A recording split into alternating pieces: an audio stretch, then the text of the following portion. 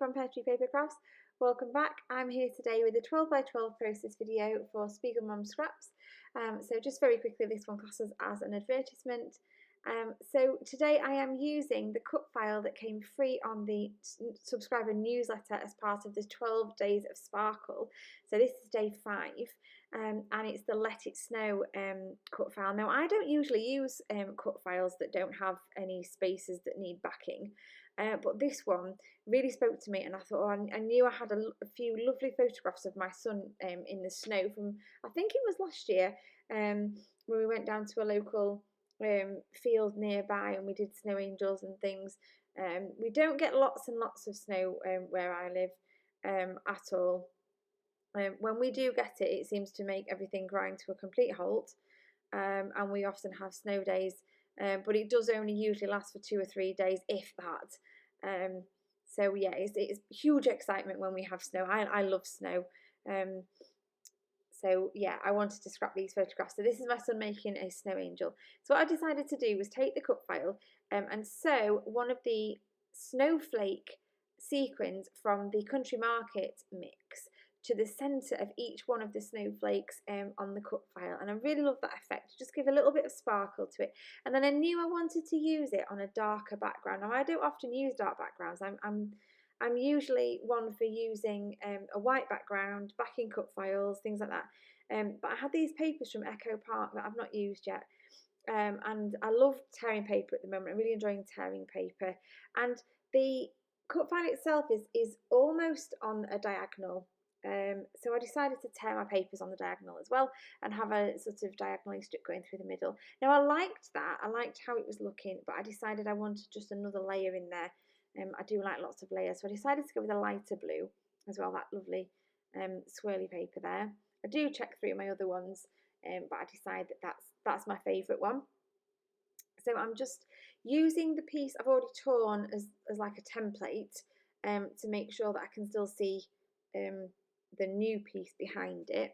And then I do the same again at the bottom of the sheet and just tear along, and I'm leaving those white edges on purpose. I could have torn it the other way and had a clean edge, but I wanted the white, especially with having it being a snowy layout.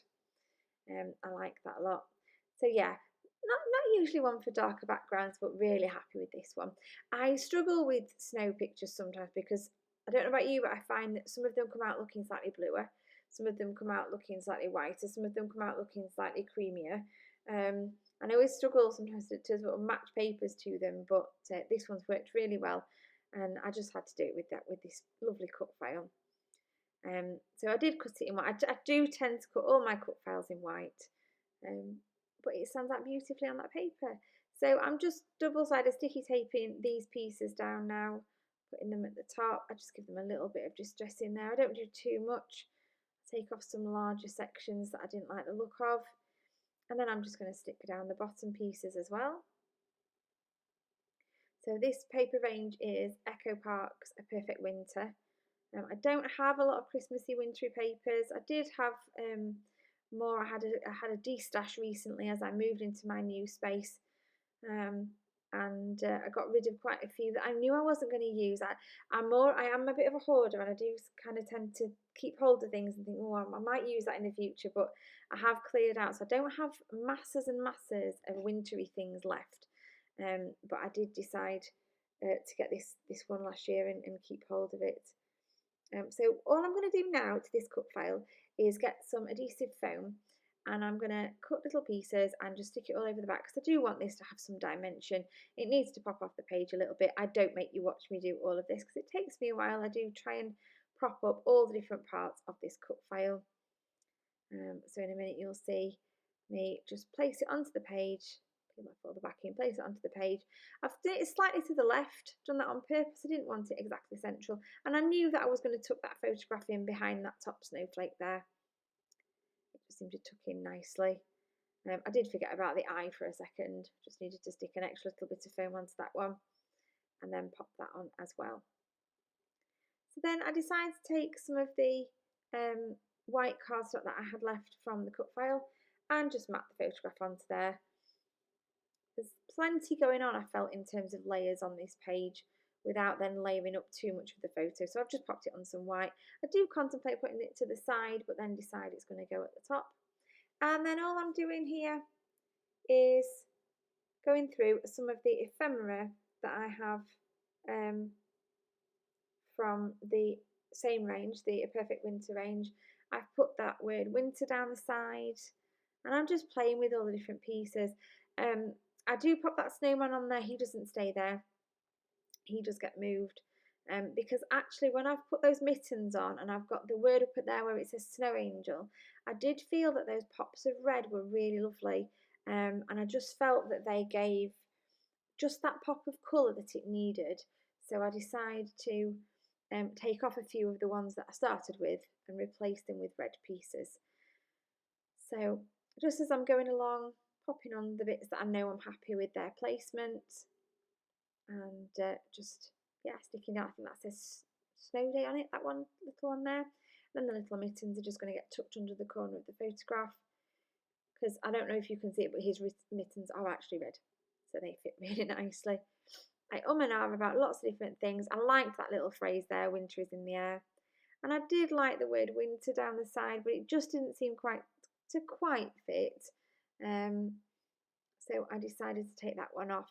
And instead of having the snowman, I'm going to have this little red house just tucked under that one there. Winter is in the air. And I do try that snow one, but that little snowflake there fits better for me. So I changed that one, and then one there that just says I love winter. And then start having to think about what else I'm going to do and where I'm going to put. I know where I'm going to put my sequins.